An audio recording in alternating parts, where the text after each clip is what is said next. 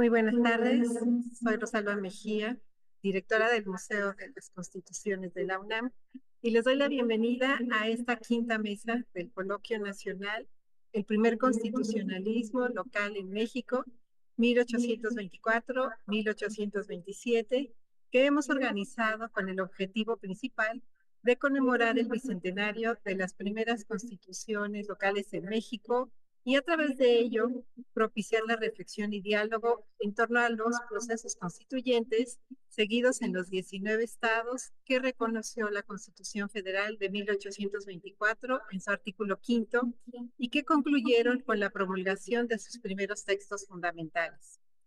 Buscamos también destacar los aportes del primer constitucionalismo local, una vez promulgada la Constitución Federal de 1824, y conocer la forma en que las primeras constituciones de los 19 estados de la República Mexicana, entre 1824 y 1827, expresaron en el ámbito local los principios de soberanía, división de poderes y derechos ciudadanos, entre otros. Estos documentos jurídicos delinearon el naciente federalismo mexicano y contribuyeron a la formación de la República con pervivencia hasta el presente. Este coloquio inició el 21 de noviembre del año anterior, mes en que se publicó en 1824 la primera constitución estatal, que fue la del estado de Jalisco. Estará integrado por 12 mesas y terminará en julio de este año.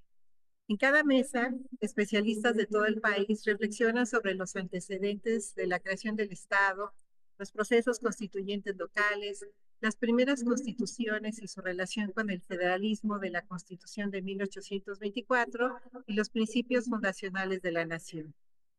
Para complementar la conmemoración de estos bicentenarios, presentamos la exposición temporal Integrar la Federación, las primeras constituciones estatales 1824-1827, que podrán visitar durante el primer semestre del año aquí en el museo, en el Centro Histórico de la Ciudad de México, recinto que fue donde se redactó y promulgó la Constitución de 1824. Agradezco a quienes han aceptado nuestras invitaciones para formar parte de esta actividad académica de divulgación y especialmente el día de hoy la generosa participación de los doctores Rafael Estrada Michel y Juan Ricardo Jiménez Gómez, que nos acompañan en esta quinta mesa. Dejo el micrófono a la doctora Jessica Colín, investigadora del museo, para continuar con esta presentación. Sean todas y todos bienvenidos. Muchas gracias, maestra Rosalba Mejía, por estas cálidas palabras de bienvenida y para dar continuidad a este programa que tenemos ya celebrando desde el mes de noviembre de 2024 en relación con los bicentenarios de las primeras constituciones estatales de México.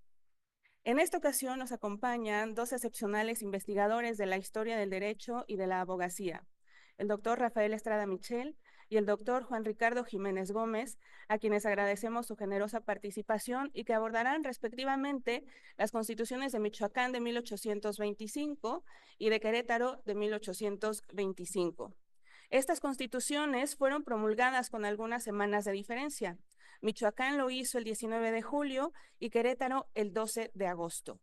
Recordemos que fue durante el año de 1825 que 14 estados consolidaron los primeros procesos de codificación constitucional de su historia en ejercicio de su soberanía. Y ahora, sin más preámbulo y para conocer las trayectorias histórico-jurídicas de libertad, independencia y soberanía de Michoacán y Querétaro a propósito del bicentenario de sus primeras constituciones, me permitiré presentar a nuestro primer ponente de la mesa, el doctor Rafael Estrada Michel. Él es abogado por la Escuela Libre de Derecho y doctor en Derecho por la Universidad de Salamanca. Desde 2024 se ha desempeñado como docente impartiendo las cátedras de Derecho Público, Derechos Humanos y de Historia Jurídica en diversas instituciones, entre las que se encuentran la Universidad Nacional Autónoma de México, la Universidad Pontificia de México, la Universidad Panamericana, la Universidad Autónoma de Nuevo León, el Instituto Tecnológico Autónomo de México, la Universidad Autónoma Metropolitana, el Instituto Interuniversitario Ortega y Gasset, la Universidad de Quintana Roo, la Universidad La Salle de Morelia y la Escuela Libre de Derecho, en la que fungió como secretario general. Se ha desempeñado en diversos cargos, entre ellos coordinador de acceso a la justicia del Poder Judicial del Estado de México, director general del Instituto de la Judicatura Federal, Escuela Judicial, director general titular del Instituto Nacional de Ciencias Penales, director general de capacitación y difusión de la Secretaría Técnica para la implementación del nuevo sistema de justicia penal en la Secretaría de Gobernación y consejero decano en la Comisión Nacional de los Derechos Humanos. Es director general de la revista Tiempo de Derechos, miembro del Sistema Nacional de Investigadoras e Investigadores y cuenta con una importante y muy conocida obra publicada en temas de historia del derecho. El doctor Rafael Estrada presenta la ponencia sobre la Constitución de Michoacán de 1825. Muy bienvenido, doctor. Adelante, por favor. Siempre es un placer escuchar la generosísima y exagerada, que peca de injusta por exageración, presentación de una discípula que es ahora mi maestra, tan querida, tan apreciada como la doctora Jessica Colín. Y es un honor estar en una mesa que preside nuestra directora del Museo de las Constituciones en la Universidad Nacional. Yo debo decir que soy integrante del Sistema Nacional de Investigación adscrito a la Facultad de Derecho de la Universidad Nacional, así es que me siento como en casa, como me han hecho sentir en la UNAM desde el año 2005. Así es que saludo a la doctora Rosalba Mejía con mucho, mucho afecto y es por supuesto un placer compartir mesa con el doctor Jiménez Gómez. Creo que vamos a poder hacer un contraste interesante en lo que pasaba en dos estados fundamentales para la vida de México en el momento de su emancipación plena, de la adopción de su forma republicana y federal de gobierno, y además dos estados que fueron nodales, que se disputan junto con Guanajuato el mote de cuna de la independencia, por todo lo que pasó en el eje Querétaro, San Miguel de Allende, Guanajuato y por supuesto Valladolid de Michoacán. Bueno, yo traigo aquí la versión facsimilar de la Constitución del 19 de julio, como nos decía Jessica, de 1825, la Constitución de Michoacán, en esta preciosa edición facsimilar de la de Galván de 1828, que contiene en 3 tomos la totalidad de las constituciones locales que se expidieron en ese periplo y en el tomo 1 además se contiene el acta constitucional y la Constitución Federal de el 4 de octubre del propio 1824. Todo eso forma, todo, primera idea muy importante, forma parte del orden constitucional mexicano y además del orden constitucional republicano federal o federado si ustedes prefieren, o incluso confederal como algunas constituciones en la escuela, la palabrita es el caso de la de Michoacán. ¿Por qué digo esto? Bueno, pues porque la tesis facilón que hemos hecho desde hace 200 años es, bueno, la Constitución de 1824, por decir algo, no contenía un listado de derechos humanos. Luego, entonces, en la tradición de Cádiz, que también podríamos discutir, pero en fin, no hay un Bill of Rights al estilo angloamericano, ni siquiera una declaración de los derechos del hombre y del ciudadano o de la mujer y la ciudadana, como tan hermosamente publicó en su momento el Museo de las Constituciones. No tenemos eso. Eso es un error. Lo que pasa, perdonen un poco que estoy saliendo de una gripa, pero si se me va la voz, yo les aviso con toda puntualidad. Lo que sucede en realidad es que se consideró estatal, estadual, federado la materia de los derechos básicos. Y aquí sí, en las diversas constituciones encontramos muy diversas formas de regular el tema de los derechos fundamentales. En el caso concreto de Michoacán, como veremos en unos momentos, se habla con toda claridad de principios y valores fundantes del Estado de Michoacán. Y dentro de estos principios, valores fundantes están los derechos básicos. También, por cierto, las obligaciones o deberes de los michoacanos. ¿Qué derechos básicos o basificantes o fundantes o fundamentales o lo que hoy diríamos derechos humanos? De hecho, así lo llama la Constitución de Michoacán de 1825, los derechos generales o comunes a todos los seres humanos, a todos los hombres. Bueno, el derecho a la libertad, el derecho a la propiedad, el derecho a la igualdad y el derecho a la seguridad. Vamos a ver en relación con qué, pero ahí están mencionados con toda claridad, por no decir que también en la Constitución de 1824, la federal me refiero, podríamos desprenderlos. Pero esta idea miope, y hay otros ejemplos, de que solo era esta Constitución, como después tendremos la nefasta tendencia en nuestro país de decir esta Constitución como si el orden constitucional solo fueran los 136 artículos de la Constitución, no se puede limitar en 1824 a la Constitución del 4 de octubre, ni siquiera al acta constitutiva de la Federación más Constitución. Tiene uno que abrir los ojos a las 19 constituciones locales que, como muy bien ha dicho la doctora Mejía, componían la totalidad del orden constitucional nacional, federal y federado hacia 1825, 26, 27 y 28 cuando se publica esto. Bueno, vamos, si les parece, a hablar de los principios generales. Y en este sentido, para mí es muy emocionante cómo el orden constitucional de los años 20 del siglo XIX en todo el país y más en la antigua Intendencia de Valladolid de Michoacán, si cabe, es un orden que abreva del modelo garitano, por supuesto, pero bien, bien analogado, circunstanciado a la coyuntura específica del país en 1824-25 y del Estado en lo que quedará de esa década. Hay modelo garitano, pero también se abreva de las experiencias que, por cierto, dos vallisoletanos y tres michoacanos, por los dos vallisoletanos me refiero a José María Morelos y Agustín de Iturbide, y por los tres michoacanos, a ellos dos y a Ignacio López Rayón, se encargaron de delinear en los años primigenios de nuestra independencia. Rayón con los elementos constitucionales, también hay algunas referencias que puede uno hallar en la Constitución del 24, Morelos, por supuesto, con los sentimientos de la nación y con la parte orgánica de los propios sentimientos de la nación, que es el reglamento del Congreso de septiembre de 1813, e Iturbide con los diversos proyectos que delineó desde el Plan de Iguala para la constitución del Imperio Mexicano. En los tres casos hay una obsesión por ser análogos, la palabrita se repite en la Constitución de Michoacán, analogar el ordenamiento a las circunstancias propias y específicas en los tres primeros casos de todo el país, México, en el caso de Iturbide no solo México, sino México más Guatemala, en el caso del estado de Michoacán, pues evidentemente lo que había sido la antigua intendencia con todos sus departamentos y municipalidades.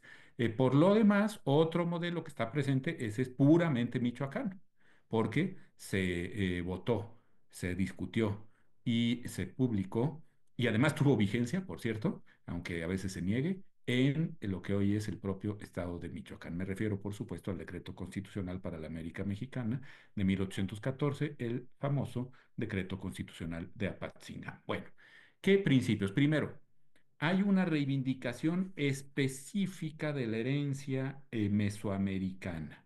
El estado de Michoacán, dice el artículo primero, para desgracia de quienes como un servidor somos muy, muy, muy reivindicadores del patriotismo purépecha, pero aquí expresamente se reivindica la raíz mexica. ¿Por qué? Porque el nombre Michoacán es un nombre náhuatl. El estado de Michoacán conservará este nombre, país de lagos, en náhuatl, que obtuvo de la antigüedad, dice el artículo primero, sensacional, ¿no? Y su escudo de armas se formará con alguna alusión a lo que significa. Por cierto, sueño que no se cumplirá sino hasta los tiempos de otro michoacano ilustre, el general Lázaro Cárdenas, es decir, los tiempos ya del siglo XX en que el escudo de nuestro estado plantea la idea del agua, ¿verdad? Tanto en el acueducto como con la referencia a la producción piscícola, etcétera, ¿no? Bueno, este estado tan náhuatl, aunque debería ser purépecha, es y deberá ser siempre libre de toda dominación. Y aquí vamos a los términos jurídicos, políticos y constitucionales que importan mucho. Es soberano el Estado. Como ha aprobado José Barragán, se trata de una reivindicación expresa de la soberanía común a las 19 constituciones. Y como tal soberano, puede arreglar su gobierno conforme le sea más conveniente.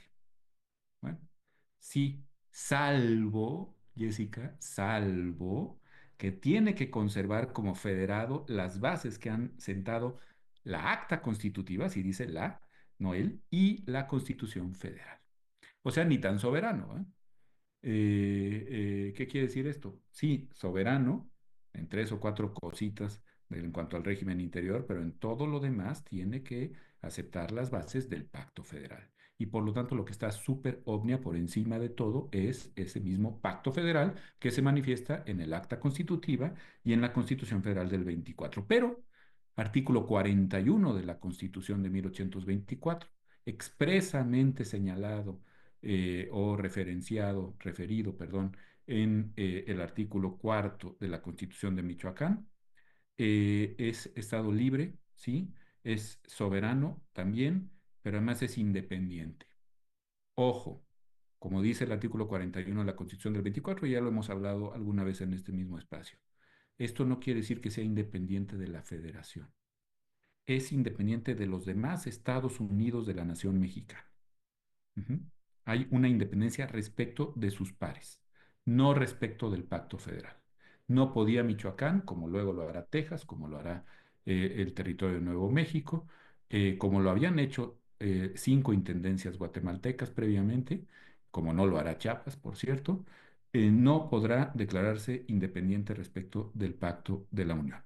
Es independiente de los otros estados, en pie de igualdad, dispuesto, interpares. Pero no es independiente de la nación mexicana en su conjunto, es decir, de la Federación de los Estados Unidos. Y con estos Estados Unidos, que son sus pares, va a mantener las relaciones que establezca, y aquí voy a la palabreja que les anunciaba al principio, la Confederación General de todos ellos. Esta idea que ha reivindicado recientemente el profesor Mijangos, la profesora Catherine Andrews, de que en realidad la Constitución de 1824 es una constitución confederal, mucho más que federal. Las relaciones entre de los estados entre sí, de los estados con la federación o con la supuesta federación, atienden más a una confederación como la de 1781 en los Estados Unidos o como la antiquísima Confederación Helvética y la no tan antigua de los Países Bajos, mucho más que a un modelo federal estrictamente hablando, mucho más que a la supuestamente imitada y calcada Constitución de Filadelfia de 1787. Las relaciones que establezcan una confederación general. Ojo que no se le llama unión, no se le llama federación, no se le llama ligación, se le llama Confederación General de los Estados Unidos Mexicanos. ¿Qué territorio va a tener el nuevo estado? El que tenía la Intendencia de Valladolid. Recordemos que la reforma de intendentes de 1776 había establecido intendencias en cada una de las antiguas provincias generales o incluso reinos de carácter menor y adoptaban el nombre de su ciudad capital.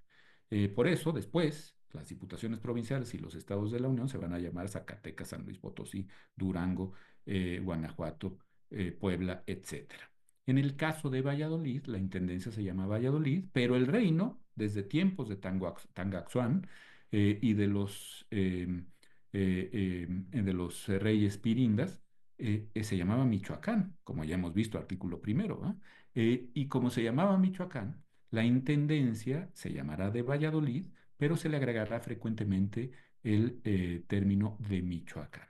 Por lo tanto, no será raro que el estado se vaya a llamar de Michoacán y que después, habiendo cambiado el nombre eh, por Morelia en 1828, según esta recomendación que hizo el propio Congreso del Estado de Michoacán al resto de los estados de la Unión para que los nombres españoles fueran sustituidos por nombres que hicieran referencia a los caudillos de la independencia mexicana o algún motivo de la propia nación mexicana. Bueno, el nombre de la ciudad capital pasó a ser Morelia, pero obviamente el estado no varió. Por eso uno de los poquísimos estados de los 19 primigenios que no llevan el nombre de su ciudad capital, esto incluiría a Guatemala, aunque no fue estado de la Unión Mexicana, pero su ciudad capital sigue siendo Guatemala. Uno de los poquísimos estados que no lleva el nombre de la ciudad capital es Michoacán.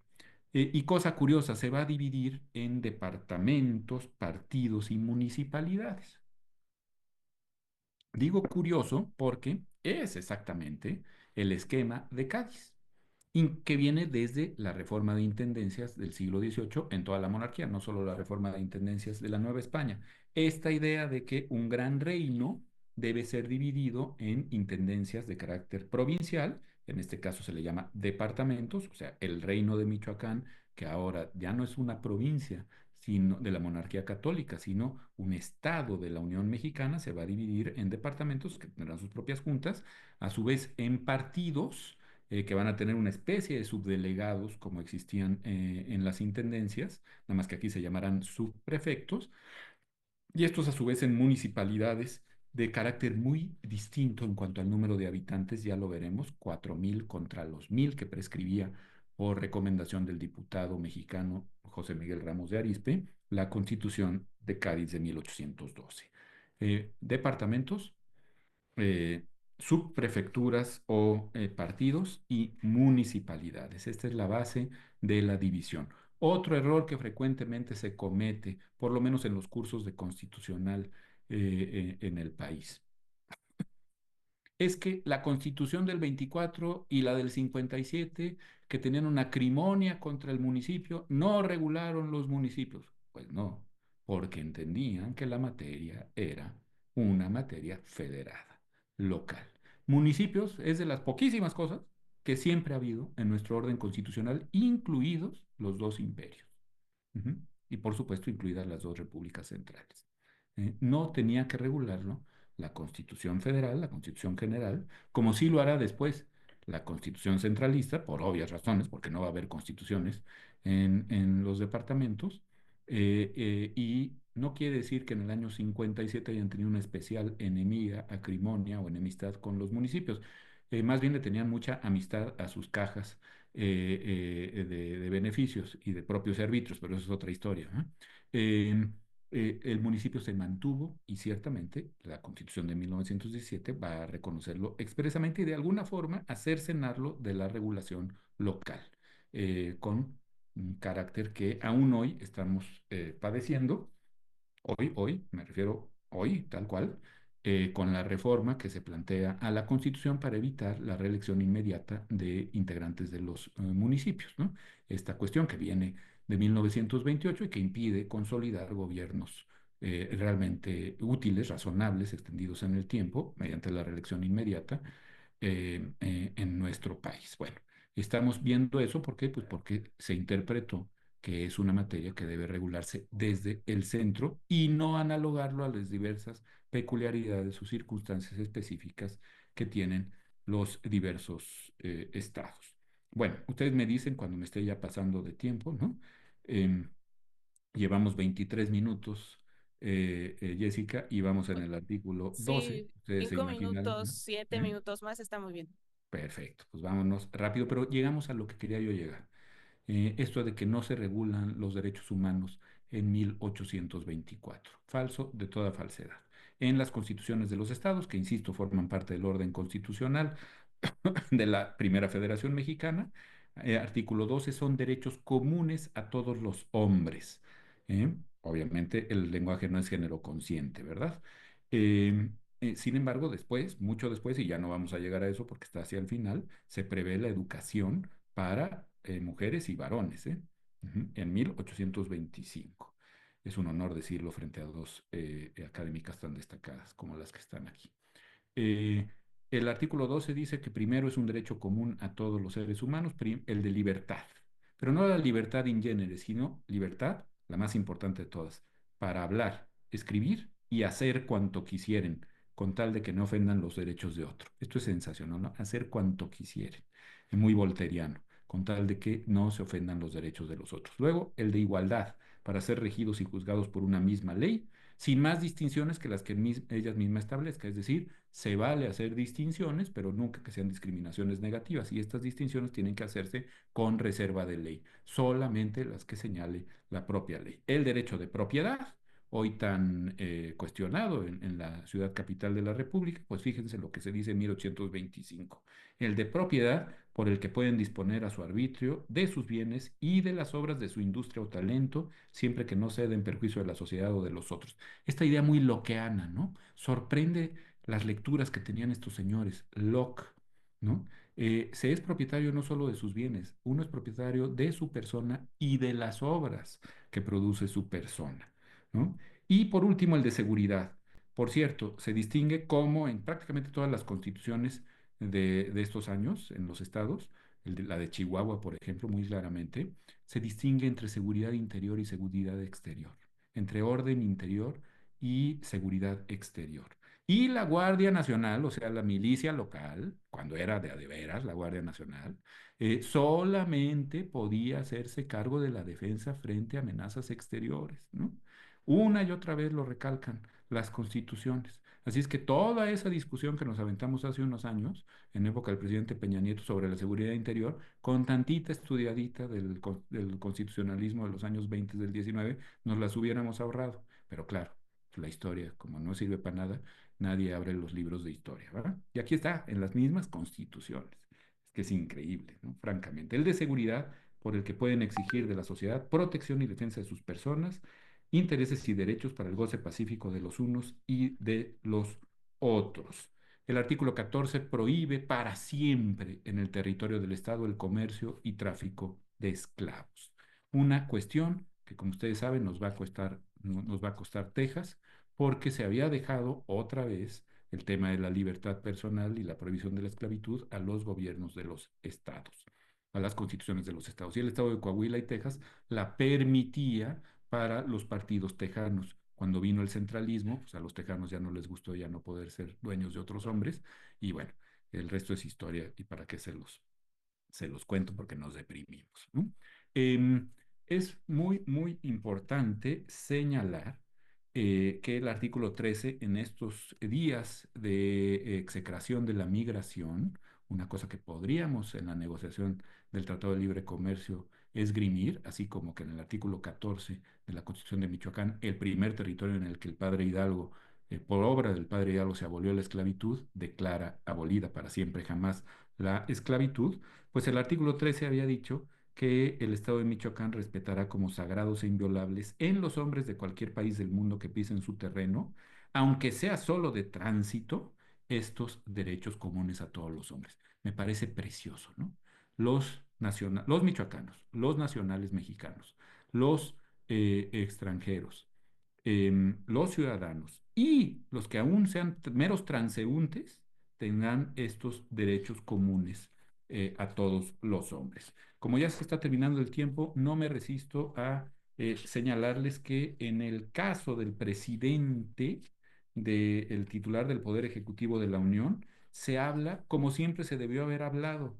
En la Constitución de Michoacán, lo mismo que en la de 1824, es presidente de la Federación, es el ciudadano que preside el orden federal, no es el presidente de la República, ¿no? Es simple y llanamente un gobernador, se le pudo haber puesto gobernador del ámbito federal, como el gobernador lo será del estado de Michoacán, artículo 57. El Supremo Poder Ejecutivo se deposita en un solo individuo con el nombre de gobernador del estado. Y dirán ustedes, bueno, pues qué tanta obsesión, es importantísimo. Nuestro hiperpresidencialismo surgió de esta idea equivocada de que el presidente del orden federal, es decir, el presidente de los Estados Unidos mexicanos, es a la vez el presidente de toda la República y que tiene una suerte de prevalencia sobre los ejecutivos de los estados. Error grave. Si quieren encontrar más cosas de suma actualidad, nada más echen un ojo al artículo 55 de la Constitución de Michoacán del 25. La interpretación o derogación de las leyes se hará con los mismos trámites y formalidades que se prescriben para su formación y será un monopolio del Congreso del Estado. Los jueces no pueden interpretar las leyes so pena de delito de lesa nación. De hecho, se establece una suerte de tribunal disciplinario, porque así como en el caso del Estado de México, esto lo ha estudiado muy bien tanto Jessica Colín como Mario Telles, hay dos tribunales, lo mismo en Michoacán, el Superior Tribunal del Estado, que está cumpliendo ahora 200 años, y el Supremo Tribunal del Estado, que es el encargado de la tercera instancia y que es el encargado de incoar responsabilidades a los magistrados, como ahora lo va a hacer este auténtico Comité de Salud Pública que la reforma judicial de septiembre del año pasado nos acaba de obsequiar, ¿verdad? Para pésima suerte, por cierto, de toda la República. El Consejo de Estado, que desapareció, como ha aprobado González Oropesa en nuestro constitucionalismo a mediados del 19, estaba encargado de una función de control de constitucionalidad. Debía velar, artículo 85, fracción segunda, sobre el cumplimiento de la Constitución y las leyes y dar parte al Congreso. El Congreso, como en Cádiz, será el único, así como las diputaciones provinciales acusaban en Cádiz hacia a las Cortes de las infracciones que notaran de la Constitución y leyes generales, aquí será el Consejo de Estado que le dará parte al Congreso del Estado.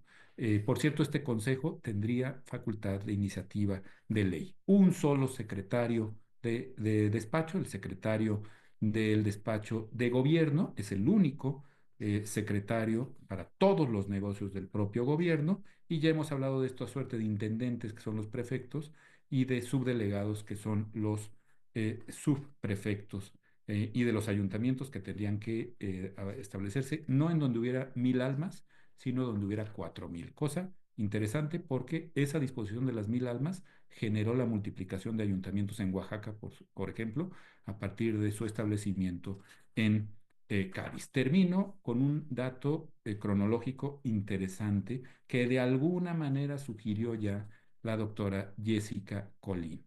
Ah, por cierto, nuestro tribunal disciplinario no admite recursos, ¿eh? Ya, ya lo pusieron en la Constitución y ahora ya lo ratificaron en la Ley Orgánica del Poder Judicial y en la Ley de Amparo. El 145 de la Constitución de Michoacán establecía que para juzgar a los ministros y fiscales del Supremo Tribunal de Justicia, o sea, a los del Tribunal Disciplinario, que iban a disciplinar a los del Superior Tribunal, nombrará el Congreso en el primer mes de renovación 10 ciudadanos de edad de 30 años, vecinos del Estado y de probidad conocida. La vieja pregunta de Capelletti, ¿quién vigila al vigilante? Aquí, ¿quién disciplina al disciplinante, verdad? Los recursos de nulidad que se interpongan contra las sentencias ejecutorias, dice el 147 del Supremo Tribunal de Justicia, y del que hablan los dos artículos anteriores, se determinarán por un tribunal de 3 jueces que nombrará el Congreso. La relatora de Naciones Unidas, hoy, 200 años después, vino y nos dijo, un tribunal que no pueda ser atacado es un tribunal contrario al acceso más elemental a la justicia, violenta la independencia judicial. O sea, los michoacanos estaban 200 años adelantados a nosotros ahora, porque este Comité de Salud Pública, algunos les han dicho Santo Oficio de la Inquisición, pero a fe mía que la Inquisición, esto no es muy popular, pero en fin, la Inquisición tenía muchos más límites de los que va a tener este bodrio, que es el Tribunal de Disciplina Judicial.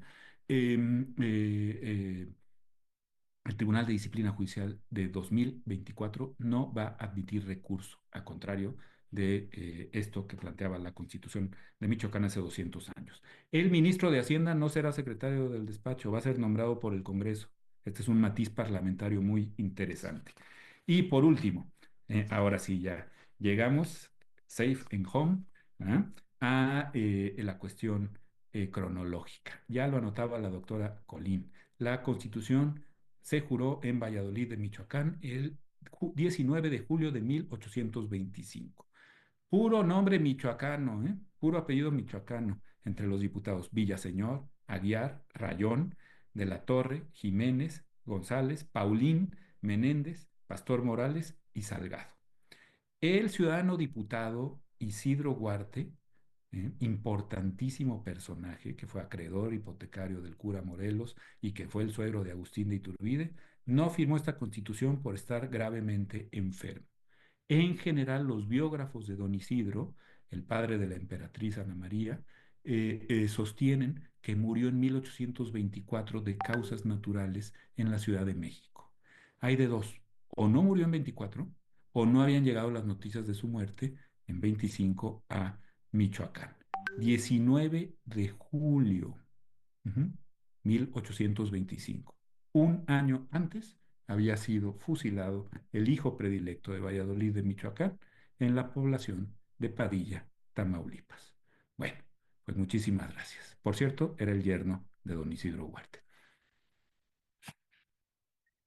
Muchas gracias, doctor, por esta excepcional reflexión y claro, pues también viendo este recorrido y ya lo que señalan estos primeros textos constitucionales sobre los controles de constitucionalidad, por supuesto, en función también de la disciplina judicial y todo este sistema institucional que empieza a crearse de manera importante en estos primeros años hace 200 años, ¿no? Entonces, pues le agradecemos mucho su intervención.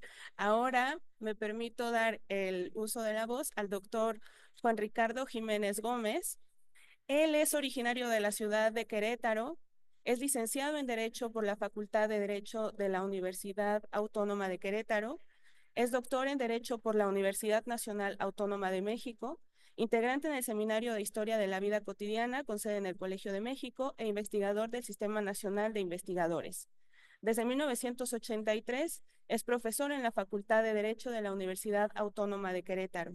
Se ha desempeñado en diversos cargos, entre ellos director jurídico del Gobierno del Estado, diputado al Congreso del Estado de Querétaro en la 49 legislatura, secretario del Instituto de Estudios Constitucionales del Estado de Querétaro, magistrado del Tribunal Superior de Justicia del Estado de Querétaro y consejero del Consejo de la Judicatura del Poder Judicial del Estado.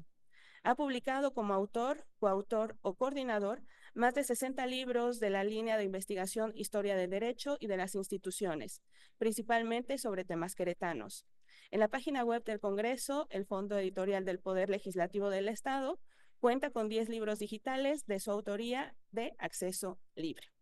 El doctor Juan Ricardo Jiménez presenta esta tarde la ponencia sobre la Constitución de Querétaro de 1825. Bienvenido, doctor. Muchas gracias.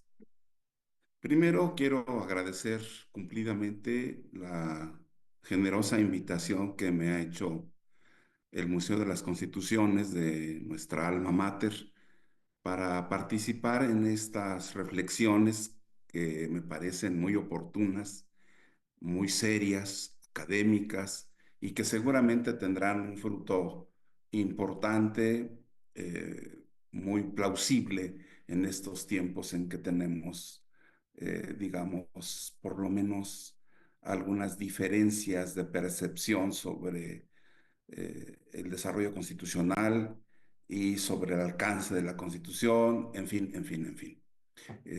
Gracias a la doctora Jessica Colín por su presentación, a la doctora Rosalba, pues por la invitación y pues me da mucho gusto compartir esta tarde con un académico reconocido en nuestro medio, que es el doctor Rafael Estrada Michel. Muchas gracias a todos por estar aquí.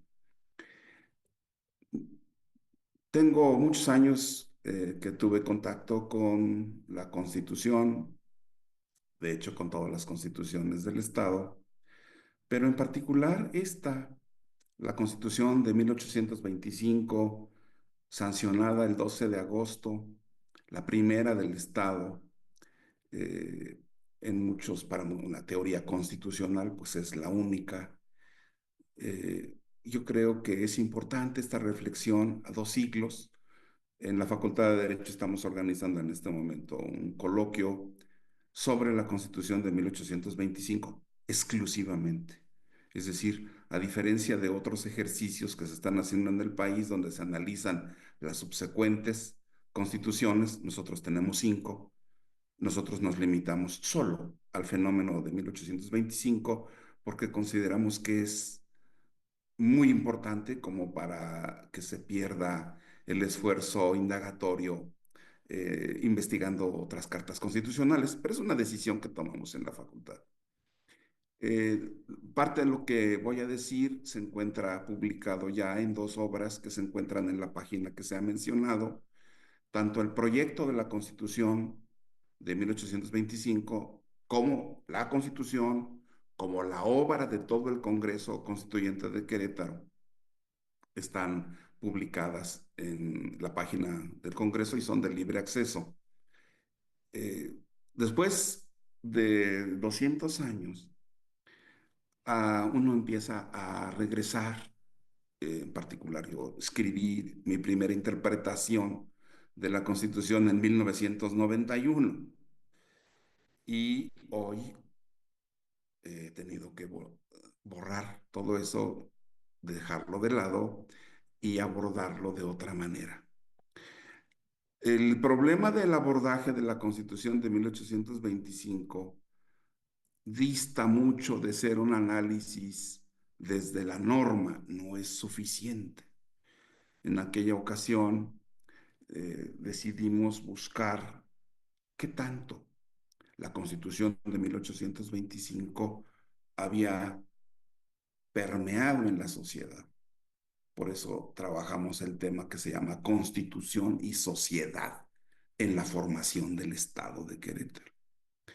Esta Constitución, como un producto de una élite política que tanto tuvo presencia, que tanto se filtró en el territorio del Estado, en los ayuntamientos, en las corporaciones, en la gente.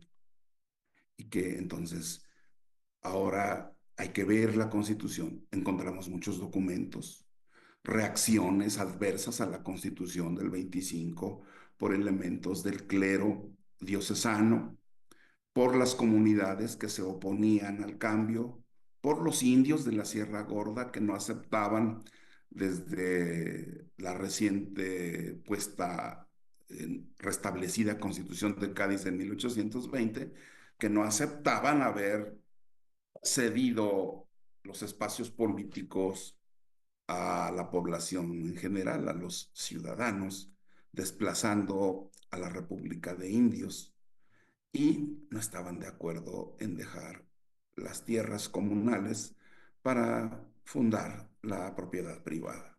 Conflicto que llegará hasta los tiempos del ejido, esta resistencia de la zona serrana a destruir el régimen comunal que venía desde los tiempos coloniales.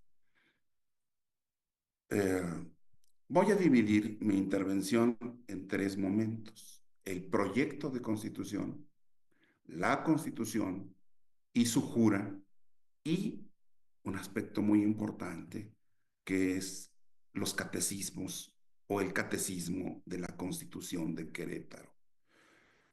Desde Cádiz, los constituyentes lo dejaron muy claro al decir, aparte en la tribuna, en la norma, que tendría que elaborarse un catecismo en el que se enseñara a los niños en la escuela de primeras letras a leer, escribir, contar, la religión y los derechos políticos. Y surgieron los catecismos constitucionales que llegaron a la Nueva España. Todavía en 1820 en Puebla se reimprime el de López Cepero, que ese lo encontramos en Querétaro, y algún otro de fecha anterior, de 1812, y que probablemente influyeron en la conformación de esos catecismos. Los diputados de Cádiz sabían que si la Constitución no se basaba, no se cimentaba en una nueva cultura política, los esfuerzos del diseño constitucional no se darían. Y por lo tanto pensaban que en la educación era en donde se debía cifrar el éxito de transformar una sociedad a partir de la Constitución. De ahí que en el ejercicio de esta indagación partí de un concepto que es: no puedo aplicar los conceptos contemporáneos de constitucionalismo a una etapa cultural en donde no se conocían tales conceptos. El proyecto de constitución fue elaborado por dos abogados y por un político queretano que había sido figura importantísima en los últimos años del gobierno colonial, José Diego Septién. Este proyecto es un proyecto muy ambicioso. Excede en más de 100 páginas a lo que quedó en la Constitución. Tenía un ámbito más explícito y detallado de los derechos del hombre y las libertades políticas. Regulaba un derecho de petición con iniciativa ciudadana. Cuando pasa a la Constitución, ya no va. Hay un decantamiento, hay un proceso, lo cual nos indica que en el seno de estos diputados constituyentes había diferentes visiones. Y por eso es tan importante conocer la vida de los diputados constituyentes, quiénes eran, cuáles eran sus relaciones familiares, cuáles eran las redes que tenían en la élite, en la sociedad novohispana. Ellos son novohispanos. Los abogados, uno se tituló en Guadalajara en 1808, el otro no sabemos, pero ya estaba en Querétaro. Y la mayoría de los que van a participar en el proceso del constitucionalismo inicial en las legislaturas son abogados que todavía estuvieron formados en la época colonial bajo un modelo ideológico determinado. Ese es otro tema, porque tenemos una gran discusión cuando llega la Constitución de Cádiz, y tengo que referirme a ella, porque en Querétaro hubo un gran problema, porque el provincial de la provincia franciscana de Michoacán, a la cual todavía pertenecemos, y dijo en Celaya un sermón en el que llamó diabólica a la Constitución, y entonces un regidor queretano, el licenciado Ramón Esteban Martínez de los Ríos, se dedicó a contestar las objeciones que había puesto este provincial. Y estas objeciones a su vez fueron replicadas y se generó un debate.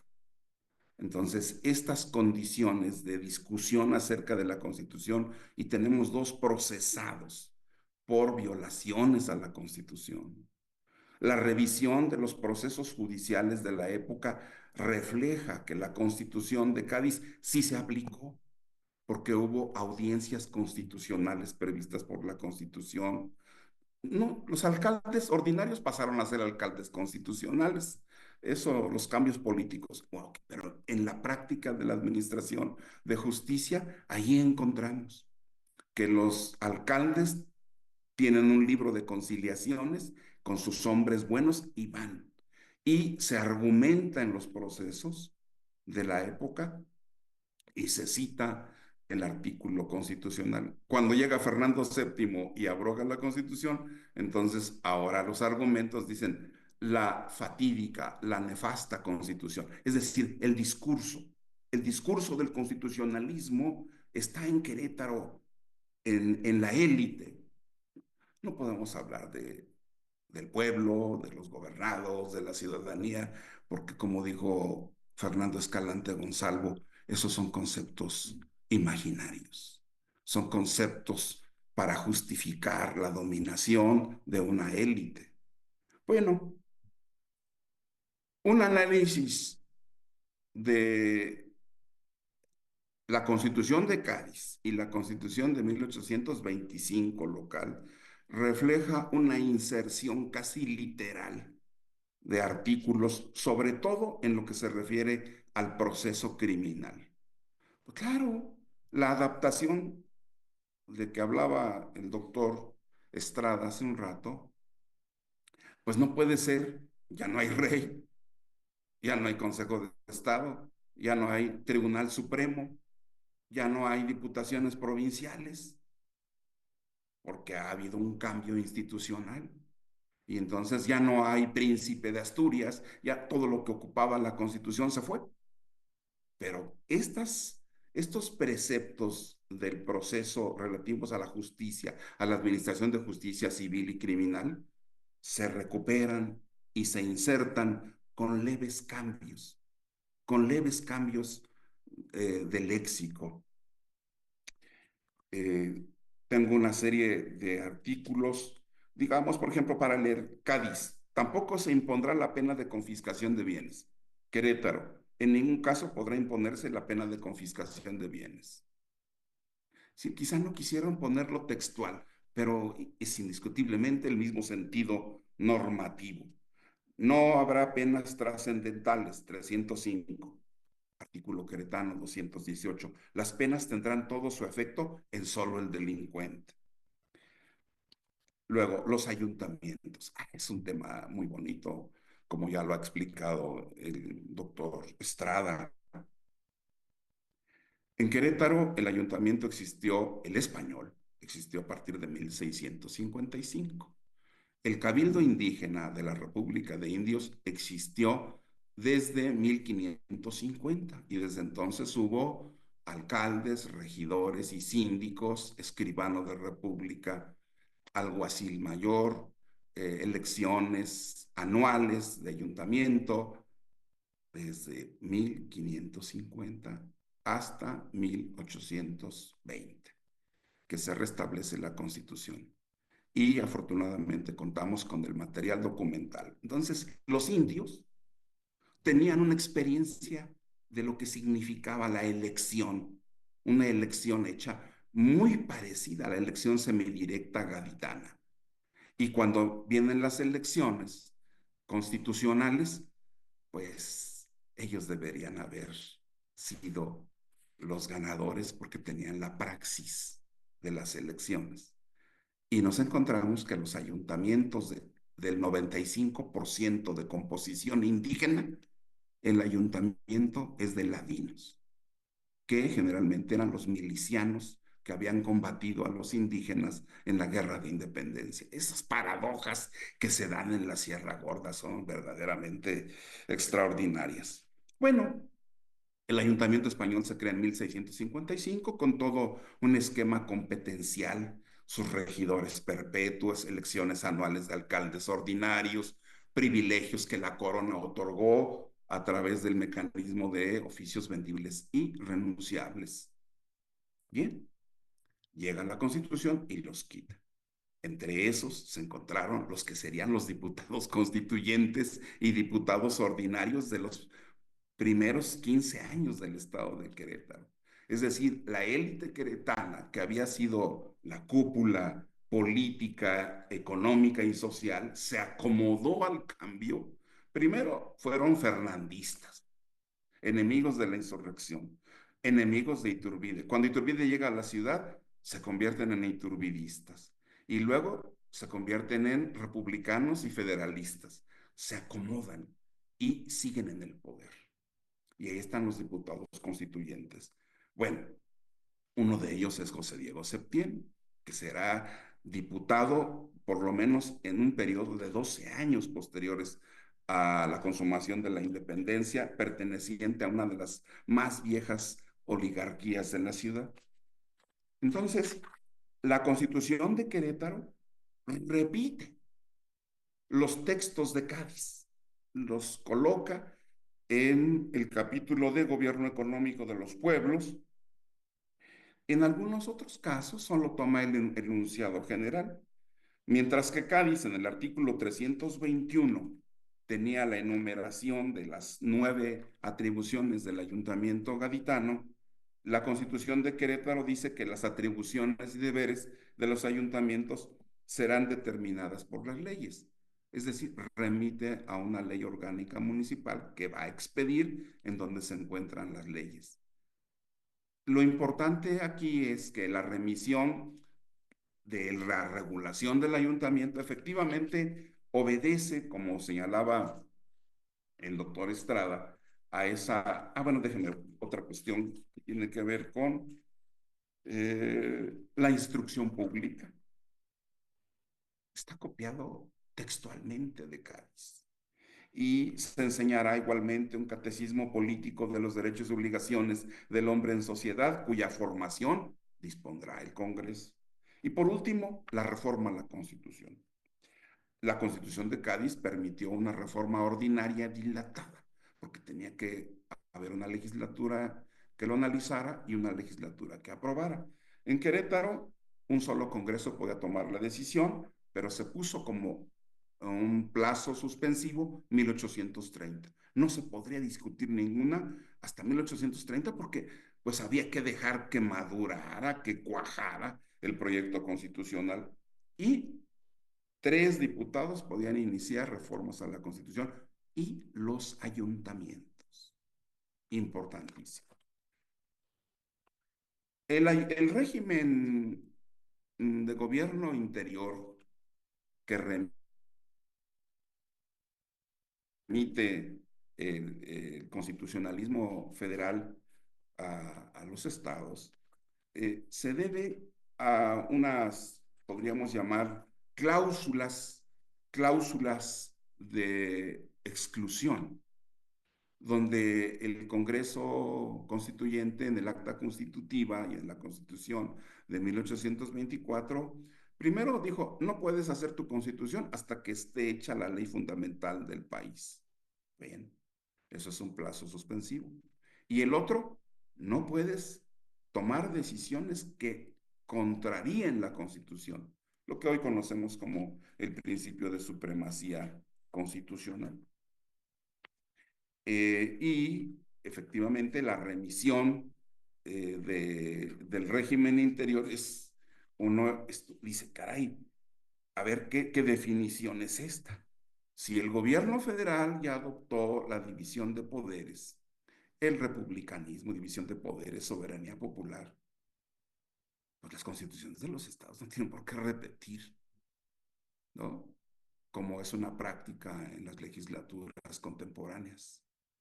Y hasta sanciones a veces hay porque no aplican, no ajustan su constitución a las unidades normativas expedidas por el constituyente permanente. Y he aquí que constituciones que tenían 2,000 palabras, hoy tienen 80,000, porque cada reforma federal quieren que se inserte a la letra en la Constitución. No, los constituyentes locales dijeron, no, no, no, a ver, aquí te vamos a dar derechos, pero aparte tienes todos los que la federación establezca. Y los tenemos aquí por reproducidos, como se dice judicialmente, en los poderes, en las transcripciones y certificaciones. De tal manera que no tenemos que repetir las garantías otra vez en la Constitución. Además, no estaban. Y entonces hacen una referencia, una mención, un reconocimiento de esas garantías o derechos fundamentales o derechos naturales o derechos del hombre. Vamos a poner, no entrar en cuestiones ahí. Dice, Poder Ejecutivo, dice el acta constitutiva, el ejercicio del Poder Ejecutivo en cada estado lo fijará la Constitución. El Poder Judicial del Estado lo fijará la Constitución. Oiga, ¿no les parece eso simplemente algo sin sentido?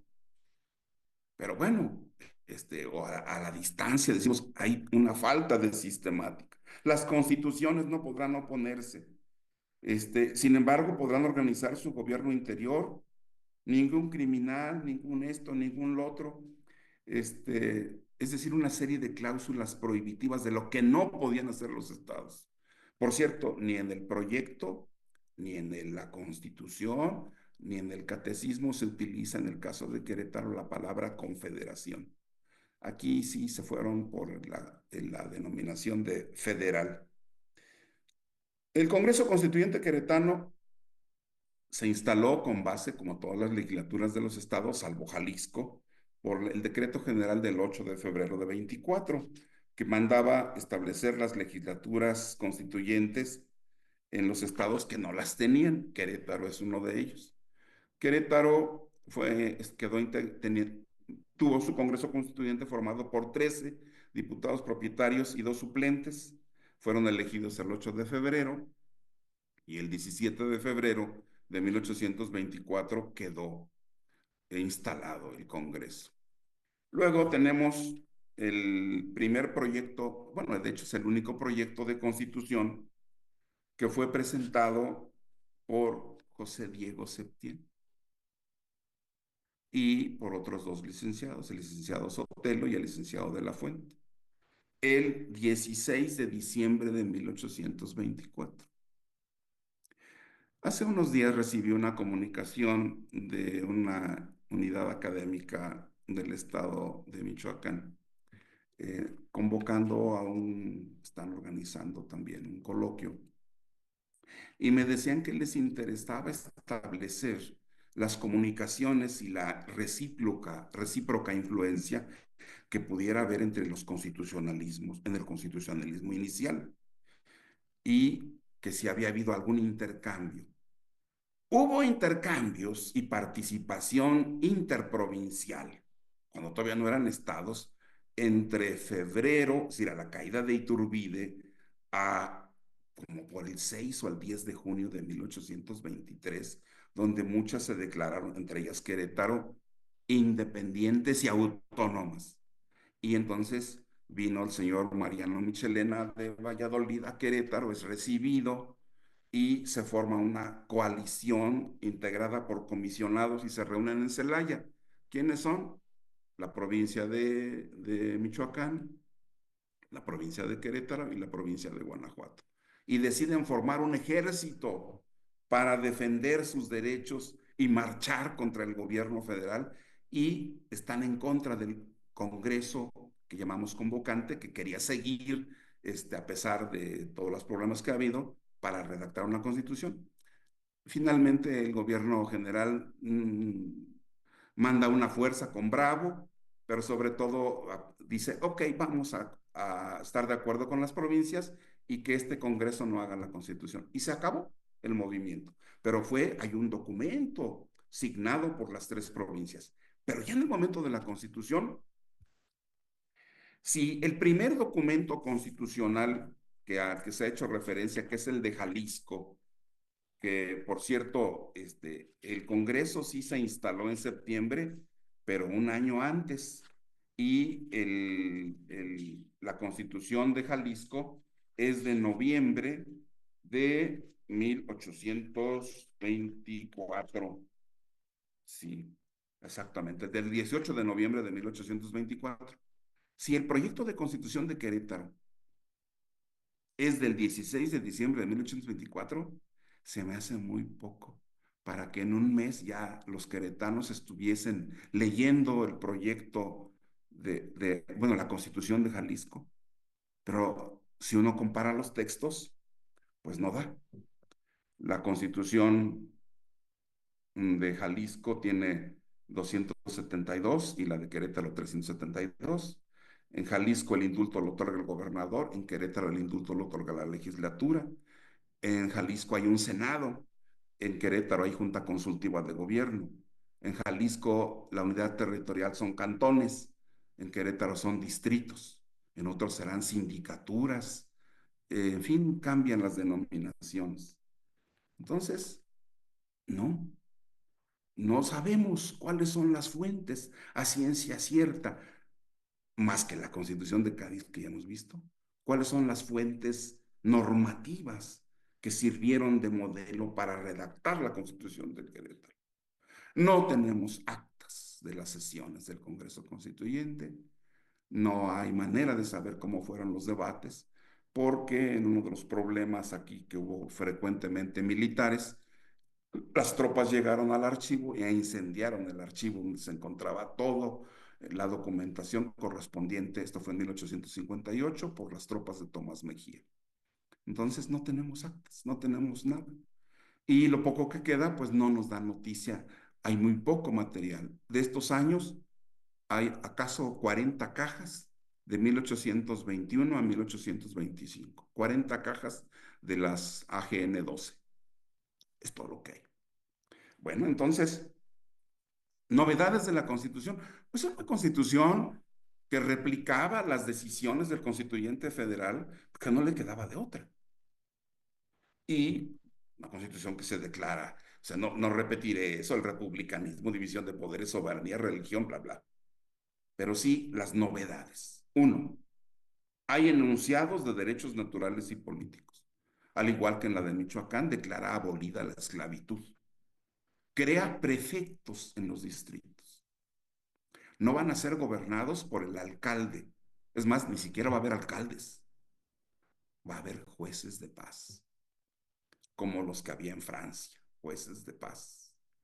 Cambia a los alcaldes constitucionales o alcaldes ordinarios de la época colonial, pero en los distritos, que van a ser 6, en las cabeceras distritales, va a haber un delegado del gobernador del estado, que se llama prefecto. Y en los municipios más importantes, un subprefecto. Esos son los cambios principales. En cuanto a la organización, pues si hay una nueva organización.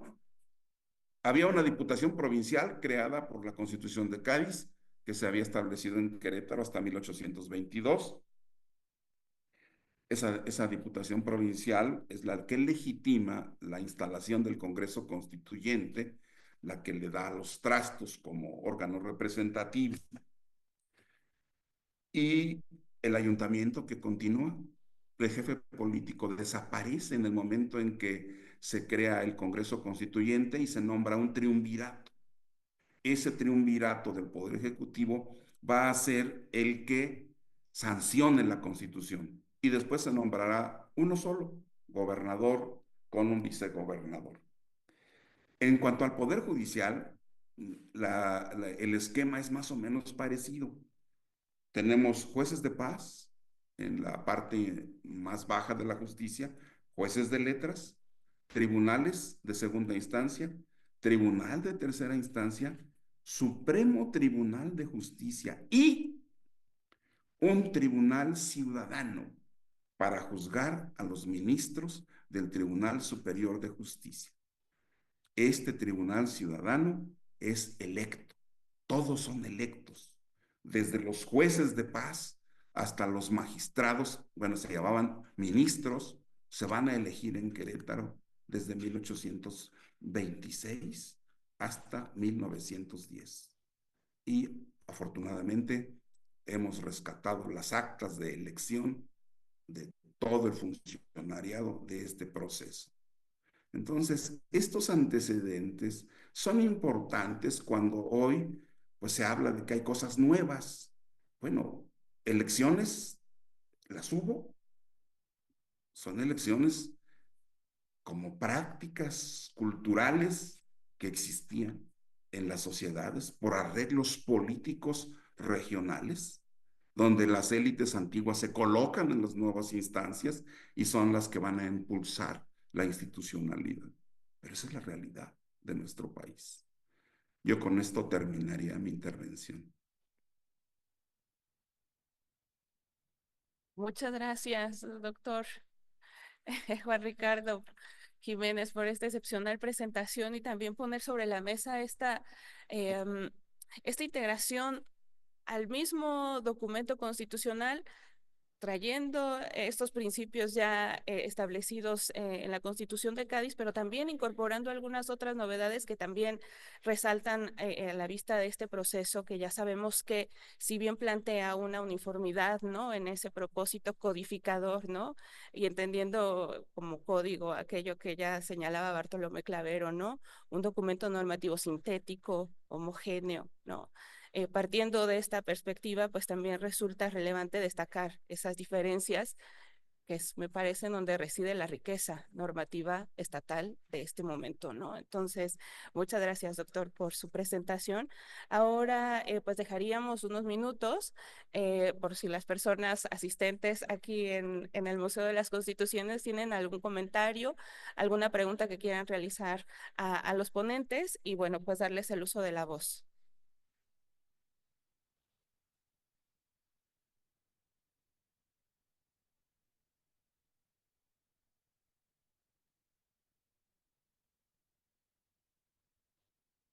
Parece que no tenemos preguntas, pero están muy emocionados aquí por las presentaciones de ambos ponentes. Yo sí me permitiría hacer una pregunta para ambos. Y justo pensar que se da este proceso en 1825 con las constituciones de Querétaro y de Michoacán.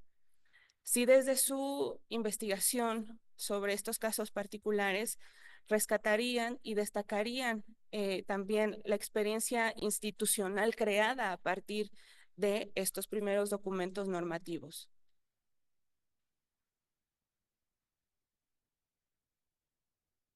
Doctor, Gracias, doctor. Sí, doctora, yo destacaría, bueno, por supuesto ya lo ha hecho el doctor Jiménez Gómez. Creo que es ineludible que la experiencia de las diputaciones provinciales, una vez creadas en el trienio liberal, es fundamental y que esa experiencia va a marcar indeleblemente la experiencia institucional del Congreso. Y yo sí soy de los que creen que se gobernó el país en sus primeros 10, 12 años a través de los congresos, no solo del Congreso General, sino de los congresos de los estados, y que ese gobierno también marcó, como usted dice, indeleblemente una experiencia muy reacia a tener gobiernos o experiencias colectivas de gobierno. Lo mismo en cuanto a los ayuntamientos.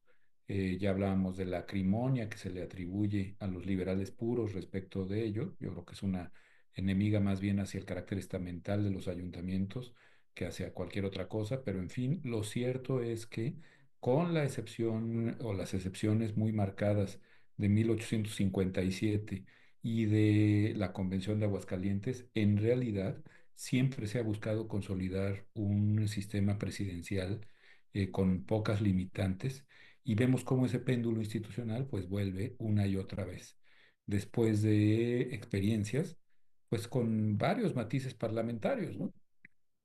Eh, por ejemplo, en el caso concreto del gobernador de Michoacán en 1825, pues era electo y el vicegobernador también por la legislatura. Es decir, se entendía que el voto de manera indirecta, que favorecía a diputados al Congreso, permitía una expresión tal de la soberanía popular en el Estado que esa soberanía podía elegir lo mismo al titular del Poder Ejecutivo que a los miembros del Consejo de Estado, que al vicegobernador y a los ministros, magistrados e incluso jueces de los partidos judiciales. O sea, hay una idea de que la nación, esto es muy rayoniano, esto es muy de Zitácuaro, también de Cádiz, pero sobre todo de los elementos constitucionales, una idea de que la nación no está bien representada, sino en sus congresos.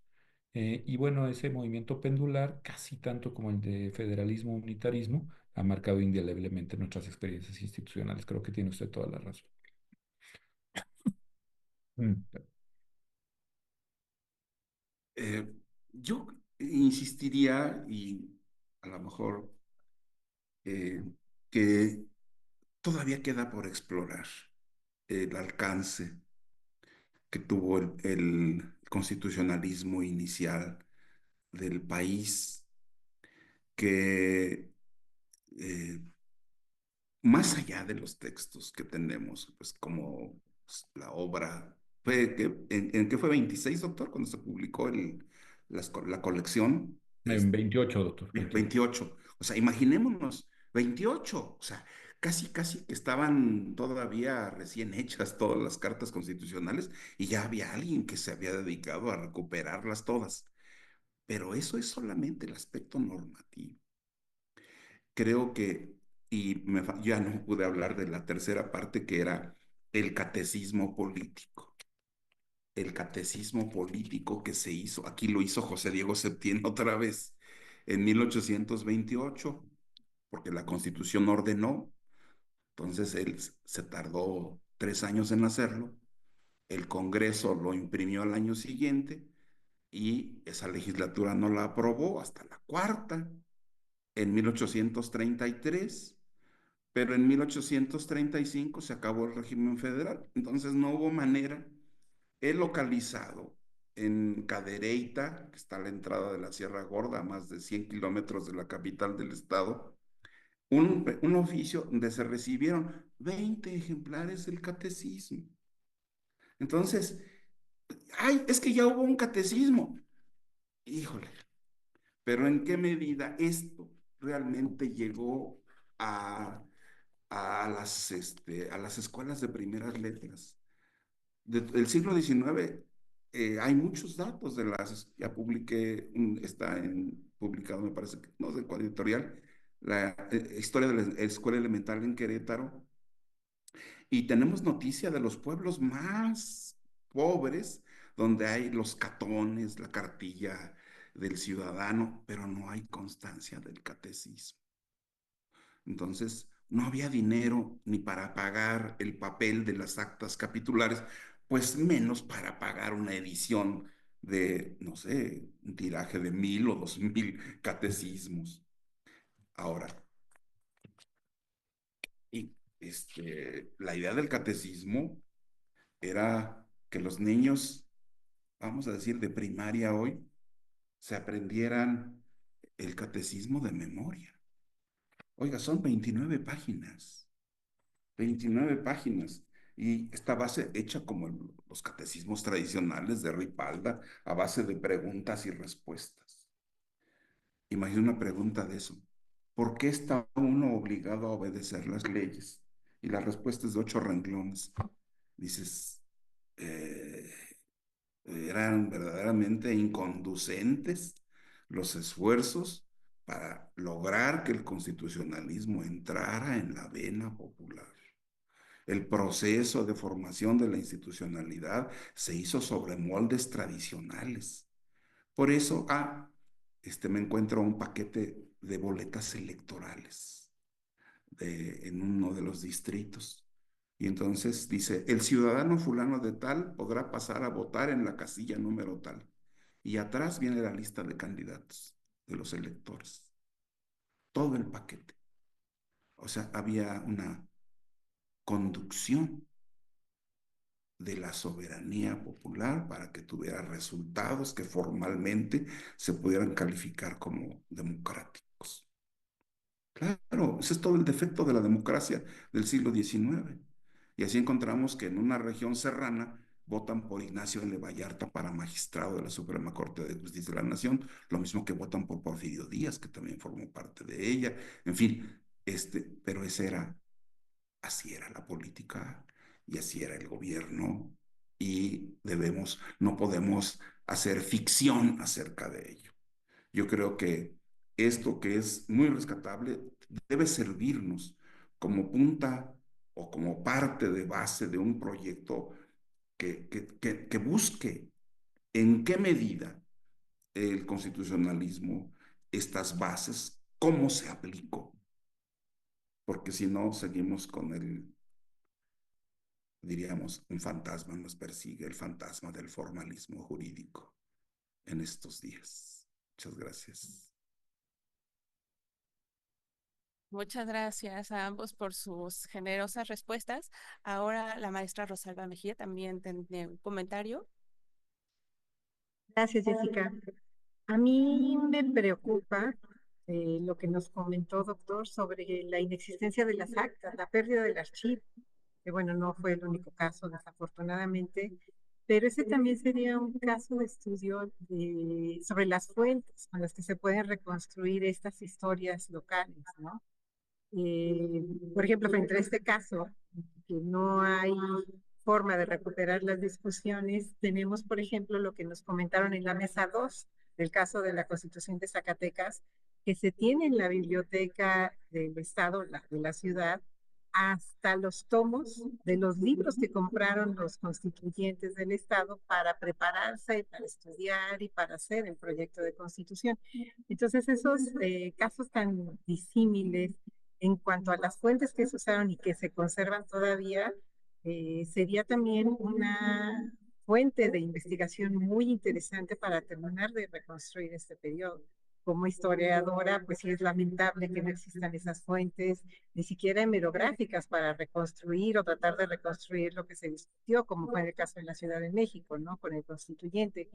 Pero sin duda es importante ponerlo sobre la mesa y en estos foros para valorar la importancia de la conservación de los archivos, ¿no? Que también, pues ahora tenemos una ley general de archivos de hace pocos años que obligan a la conservación de ciertos expedientes, pero sin duda la fuente de archivos es fundamental para poder reconstruir esta historia de hace 200 años. Es la reflexión que quería hacer como historiadora. Muchas gracias, por supuesto, doctor, por su intervención muy interesante. Y doctor Rafael Estrada, muchísimas gracias por estar nuevamente con nosotros aquí en el museo.